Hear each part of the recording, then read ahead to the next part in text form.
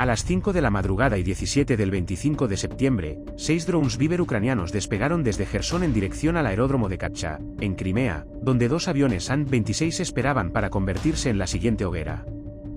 Aunque la misión había transcurrido con calma, al aprovechar una brecha conocida en el radar ruso, todo estaba a punto de cambiar en cuestión de segundos. Sin que los ucranianos lo supieran, los rusos habían desplegado un sistema de defensa aérea Tor M2 justo en medio del trayecto. El radar de la batería se fijó en los 6 drones a 12 kilómetros. El sistema de advertencia del dron líder emitió ese tono específico que significa: estás a punto de tener un día realmente malo. Un misil ruso ya estaba en el aire, acelerando a 3 veces la velocidad del sonido. El misil 9M331 impactaría en 18 segundos, llevando una carga explosiva capaz de convertir el dron en confeti dentro de una esfera de 16 metros. El operador hizo lo único que podía hacer. Se lanzó hacia la cubierta con tanta fuerza que el marco compuesto del dron crujió como un barco de madera en una tormenta. A 3 metros sobre el Mar Negro, lo suficientemente bajo como para sentir el rocío salado, el Viper se niveló mientras el misil intentaba seguirlo. Pero aquí está el problema con los misiles diseñados en la década de 1990, fueron creados para atacar cazas a gran altitud, no aviones compuestos que vuelan rozando las olas. El misil estaba soportando tal carga G en su intento de giro que sus superficies de control comenzaron a derretirse por la fricción. Y cuando viajas a 850 metros por segundo y chocas contra el agua, no importa si eres un misil o un ladrillo, estás acabado. La explosión levantó una columna de agua de 12 metros de altura y la metralla alcanzó al segundo Viper como si fueran perdigones, arrancando su ala derecha y lanzándolo hacia el mar. Los 5 drones sobrevivientes se dispersaron como bolas de billar tras un rompimiento. Cada uno tomó una dirección diferente mientras el operador del Tor intentaba decidir a cuál disparar. Su computadora podía rastrear 48 objetivos y atacar a 4 al mismo tiempo. Pero fue programada por personas que pensaban que todos los aviones volaban en línea recta. Uno de los drones giró de regreso hacia Ucrania mientras ascendía abruptamente, mostrando toda su envergadura y vientre al radar en lugar de solo la nariz. Esto cambió su firma de radar de un pequeño punto a algo 3 veces más grande.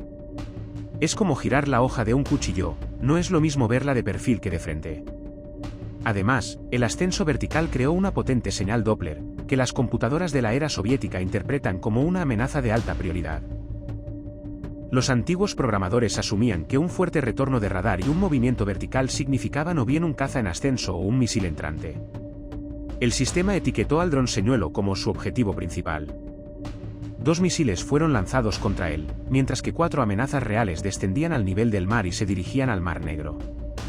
Cuando el operador del Tor se dio cuenta de que lo habían engañado, los drones ya estaban en su rango mínimo de intercepción. Esa distancia exacta donde los misiles no pueden armarse a tiempo. Es como tratar de golpear a alguien que ya te está abrazando. Su desesperada advertencia al siguiente anillo defensivo llevaba el tono de alguien que debe explicarle a su jefe cómo 4 aviones de juguete acababan de avergonzar a una compañía multimillonaria. 4 drones, rumbo 270, ultra bajo. Conocen nuestras posiciones. Esa advertencia llegó a un barco patrullero Raptor, oculto desde la medianoche detrás de una plataforma de gas cerca de Zankoy. Motores apagados, esperando exactamente este escenario. El mensaje llegó al centro de vigilancia de batalla de la flota del Mar Negro a las 5 de la madrugada y 28. El despachador miró el esquema de patrullas y sonrió. El Raptor había sido colocado allí porque la inteligencia naval rusa detectó que los drones ucranianos solían cruzar la costa entre las 5:30 y las 06:00, justo cuando cambia la guardia y todos piensan más en el desayuno que en las amenazas. La plataforma, abandonada desde 2014, se elevaba 30 metros sobre el agua, perfecta para ocultar un barco jugando al escondite con drones explosivos. Estaba ubicada a 18 kilómetros de la costa ucraniana, fuera del alcance de la artillería costera, pero lo bastante cerca para interceptar. La profundidad era de 45 metros, suficiente para anclar y maniobrar. En la proa del Raptor se encontraba la estación de armas remota Upravlagor, una plataforma giroestabilizada con su propia computadora balística que rastrea objetivos aunque el barco rebote como toro mecánico. La ametralladora pesada KPVT, operada desde abajo de cubierta, se manejaba mediante cámara y sensor térmico. A las 5 de la madrugada y 31, los 4 Viper sobrevivientes alcanzaron el Mar Negro. Sus operadores en Jersón volaban a ciegas usando GPS, mientras sus transmisiones de vídeo solo mostraban estática. A 8 kilómetros de distancia, la cámara termográfica del Raptor los captó. Los motores a gasolina de los drones operaban a 200 grados Celsius, mientras que el mar estaba a 15 grados. Brillaban como cigarrillos encendidos en una habitación oscura. El sistema térmico los rastreó a 3 kilómetros, incluso con niebla marina. La emboscada comenzó. Proyectiles de 14,5 milímetros aparecieron de la nada. Cada bala, del tamaño de un pulgar, podía perforar una pulgada de acero o atravesar un auto completo. La computadora de tiro resolvió la ecuación.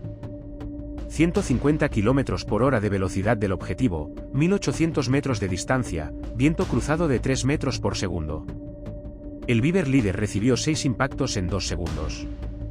Las balas atravesaron su estructura compuesta como si fuera mantequilla caliente. Pero lo que lo salvó fue esto: el dron era casi una caja vacía voladora.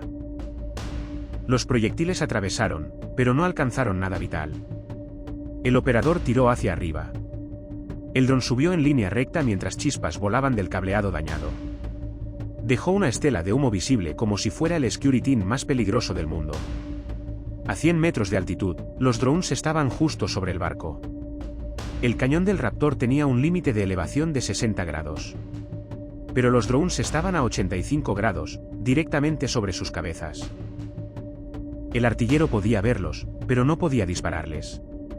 Es como intentar matar una mosca en el techo desde una silla. Los motores del barco rugieron, acelerando de 0 a 48 nudos en 12 segundos, pero a esa velocidad el barco no navegaba, sino que rebotaba como piedra sobre el agua.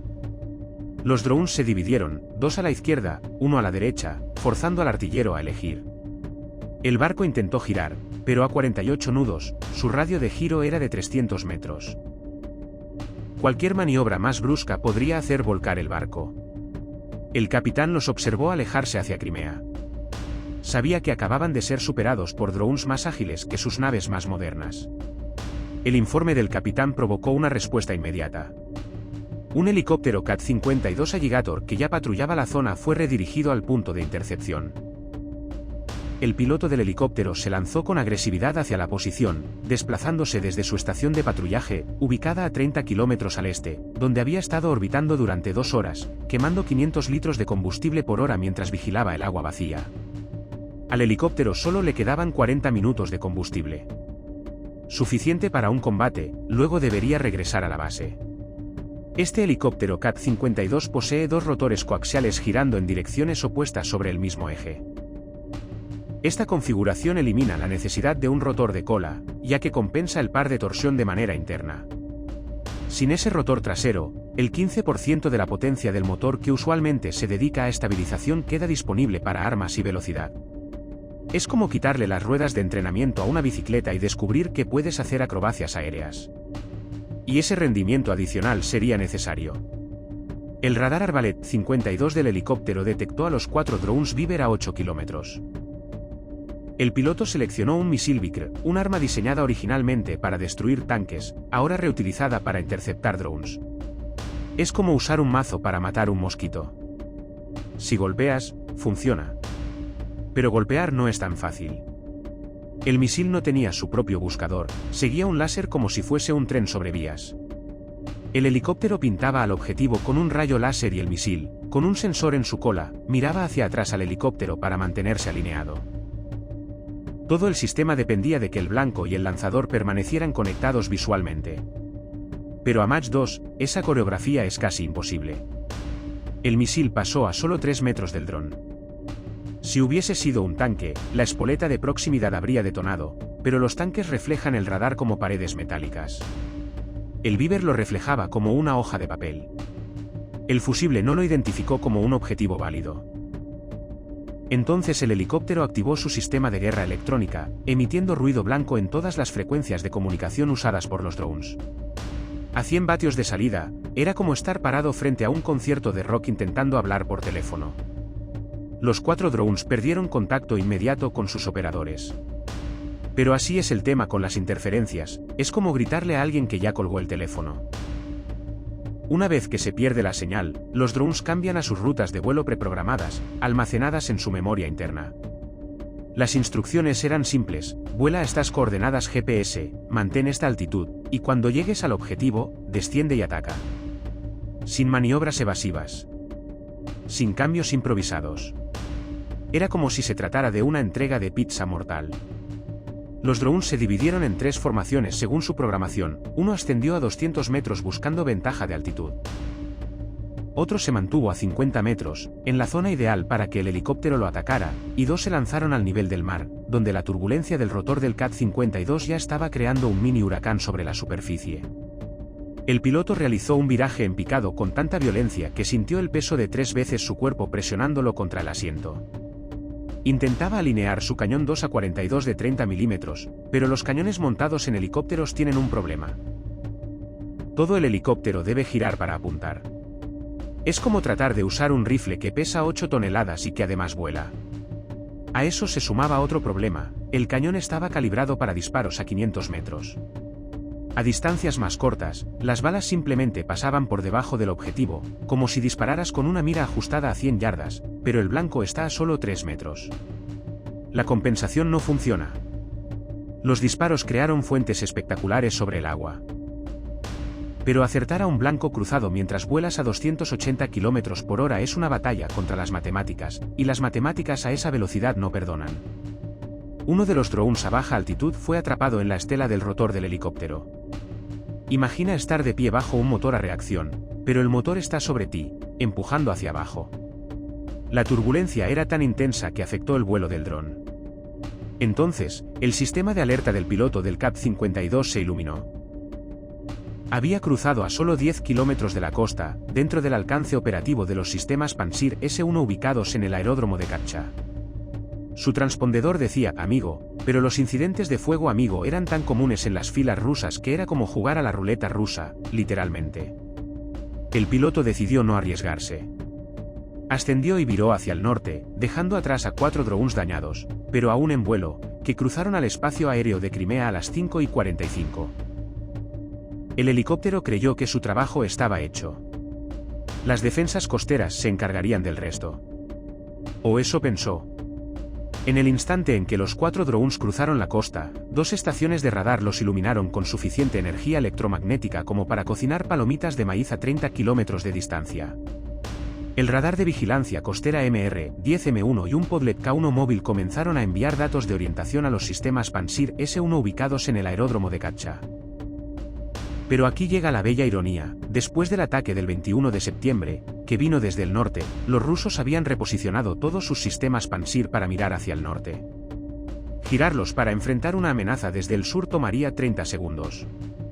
Y en la guerra moderna, eso es la diferencia entre la victoria y convertirse en el próximo vídeo viral. El dron líder se dirigió directamente hacia el radar MR-10M1, como si estuviera siguiendo sus propias señales, como un ave atraída por la luz.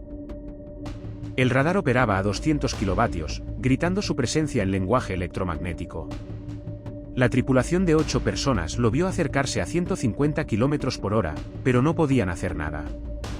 Era como mirar una cámara de seguridad mostrando a alguien robando tu casa mientras estás en vacaciones.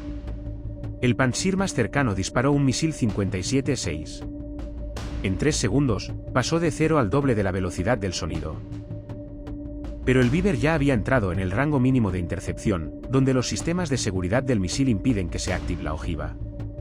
El misil se autodestruyó sin causar daño, añadiendo otros $90.000 a la cuenta del día para Rusia. El segundo Viper voló bajo, utilizando el terreno como escudo. Las ondas de radar que rebotaban en el suelo creaban imágenes fantasma. El sistema Pantsir veía 3 drones en diferentes altitudes, cuando en realidad solo había uno. Era el mismo efecto que ocurre cuando ves doble frente a un espejo mal orientado. Solo que este espejo había costado millones, y el error era potencialmente letal. El operador tuvo que seleccionar manualmente el objetivo correcto. Pero cuando lo hizo, ya era demasiado tarde, el dron estaba en picada. A las 6 horas, el primer Viper impactó contra la antena del MR-10M1 a 200 km por hora. Su carga hueca de guerra dirigió 5 kilogramos de explosivo en un chorro de cobre fundido que viajaba 8 veces más rápido que una bala de fusil. Atravesó el radar como si fuera papel. A esa velocidad, esencialmente lo era. 8 segundos después, el segundo Viper golpeó la antena del Podletka 1. La explosión fue tan intensa que pareció un amanecer en la dirección equivocada, un destello naranja, humo negro, y el sonido de varios millones de dólares convirtiéndose en chatarra ardiente. El tercer Viper, dañado y apenas volando, pero aún en combate, se alineó con el aeródromo de Katcha. Allí, un avión An-26, con número de cola azul 30, estaba estacionado como un regalo envuelto con una etiqueta que decía «Por favor, explótame». El cuarto y último dron hizo un amplio giro desde el oeste, mientras los sistemas Pansir aún trataban de rotar hacia el sur. El tercer dron, ya herido, se lanzó en picada a las 6:01. Impactó directamente contra el primer An-26. El cuarto dron lo siguió medio segundo después, impactando el segundo avión. Las explosiones arrasaron todo en un radio de 50 metros, con una presión brutal incluso antes de que llegara el fuego. La bola de fuego alcanzó 40 metros de altura, generando una temperatura de más de 2000 grados Celsius, suficiente para derretir aluminio, y ambos An-26 lo demostraron, convirtiéndose en charcos visibles en imágenes satelitales al día siguiente. Por cuarta vez en una semana, Ucrania había atacado la misma base aérea, demostrando que las defensas aéreas rusas funcionan como esas máquinas recreativas de feria, el premio siempre parece al alcance, hasta que se te escapa en el último segundo.